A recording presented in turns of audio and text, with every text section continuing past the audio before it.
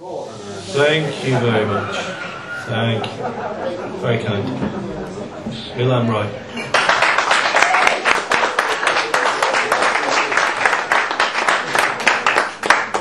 Thank you very much. Yes, silencing call. I've done a bunch of things this year. I got given a Peace Award. I started a new job editing Peace News. I went to prison for a bit. But the thing that I enjoyed most, possibly out of all of those things, was helping a young activist to achieve one of her dreams. I've known Sonia Azad for a long time, since she was a little kid. And when she was a little kid, when she was 8 years old, she decided to start a group called Children Against the War. And so she organised demonstrations, and she asked Justice Not Vengeance, which I'm involved in, for help in publicising them and organising them and so on. And she's continued to lobby, to protest, and to speak out. And a few months ago, she called me up when I was at Peace News. I was in the middle of all this work, and she said, "Can I talk to you about something important?" And I said, "Yes, but I can't talk to you right now." And she said, "Oh." And I finally got back to her a while later, and it turned out that she had come to the decision that instead of just writing about the war in Iraq, she decided that what she wanted to do was she wanted to go out to Jordan and meet Iraqi children and make a film about them, so that people here could hear and see children who are being affected by what we have done, by the invasion that we didn't manage to stop and the occupation we haven't managed to end yet. And so she was very determined to do that, and she had a whole load of ideas about how to raise funds for it.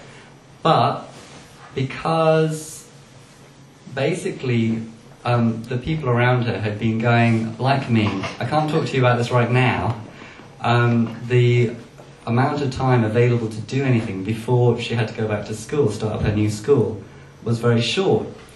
And so rather than doing music concerts or jumble sales or whatever, we basically just had to put out an appeal.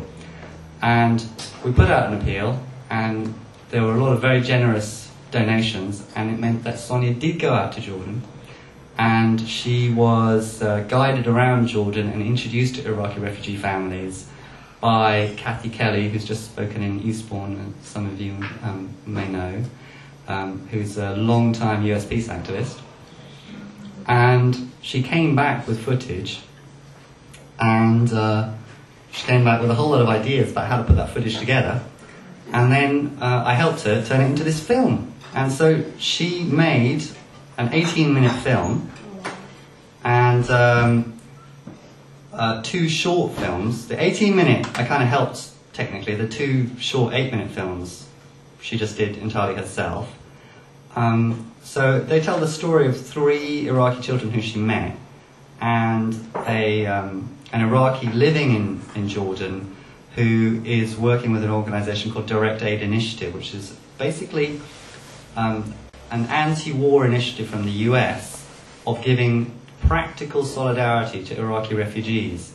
And the idea of it is that it is not charity to help the people who are suffering from the war, but it's restitution for what has been done, partial restitution.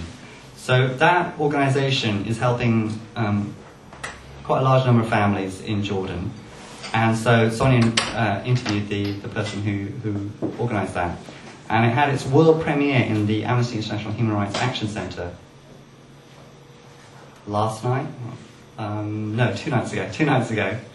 And so now what Sonia's doing is she's trying to get people to show this and see this around the country, and there will be a showing in Hastings in due course.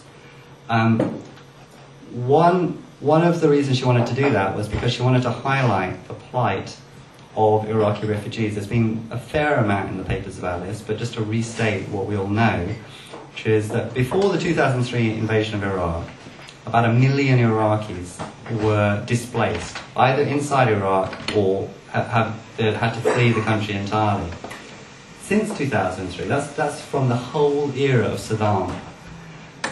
Since 2003, 3 million people have had to flee their homes, and they're either dispersed inside Iraq, living in pretty terrible conditions, or they've fled over the borders. And this has placed an enormous burden on the neighbouring countries. So, over the last few years, Syria and Jordan have been housing the bulk of the 2 million people outside of Iraq.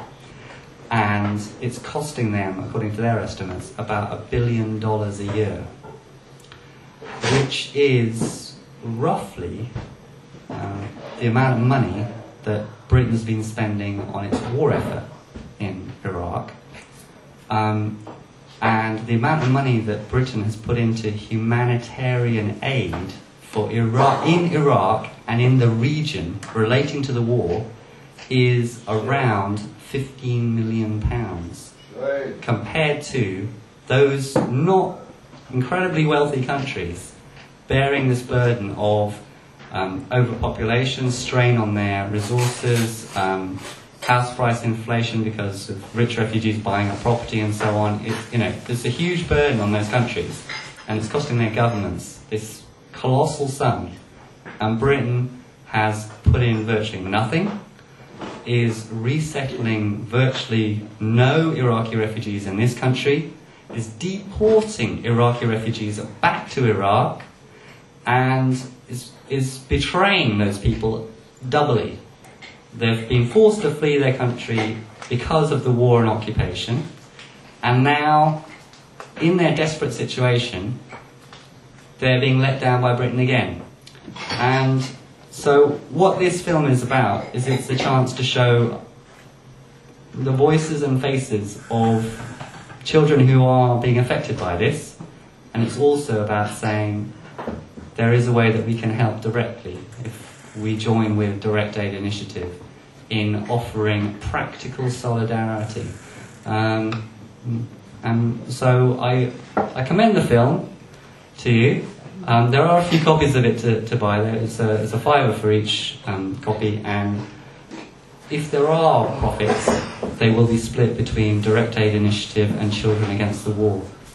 So what I liked about doing this was that there was a young child, Sonia's just turning 13 tomorrow. There's a young child who had a dream, and the adults nearly stepped all over it, and instead she got to make friends with the people who she's fighting to help in this country.